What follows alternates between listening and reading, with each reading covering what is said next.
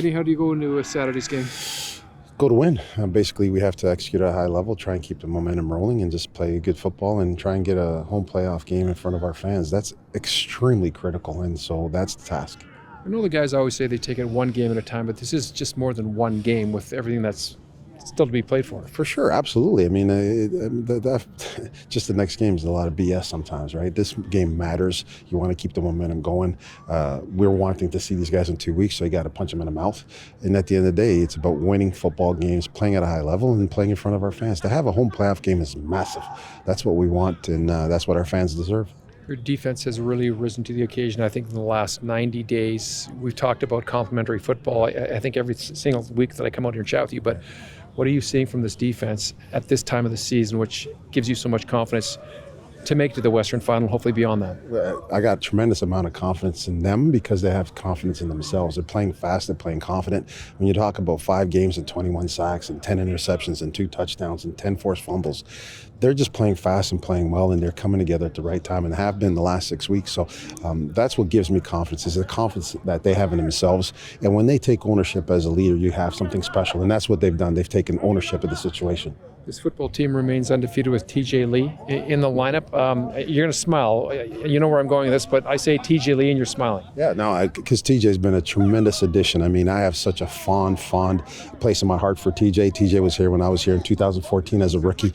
He just eclipsed and became a guy 6 all-time with 600 tackles. He's everything a BC line epitomizes. He's a teammate. He plays with energy, plays physical, and he's been a tremendous addition. And I've told him he's got to keep us undefeated. Has he surprised you the way that he's played? Because he wasn't signed in the offseason, I think for a reason. Maybe you guys thought that he was done. I know he didn't think that, but what has he done that's maybe caught you off guard or impressed you? It just impressed the heck out of me just how he stepped in and is able to make plays. You know, he's coming off the couch and you're worried about the speed of the game. You're worried about the physicality of the game. You're worried about maybe a matchup in the man coverage. And he's stepped up with every single play and has done everything that's required of him. So I've just been thoroughly impressed because it's hard. He hasn't had a camp. He has had a lot of preparation time, but he's been stellar. Benny, the Stamps will have played their game before you play the Bombers. We know the scenario. If both of them lose, you guys are, finishing second. Do you rest guys, or do you want to have the horses going? No, we got to have the horses going. You can only bring so many guys, right? And we don't know the situation anyway. So we're going to play with the guys we have and prepare to go, as you said, with the lions that we have lined up in the cage, ready to unleash them.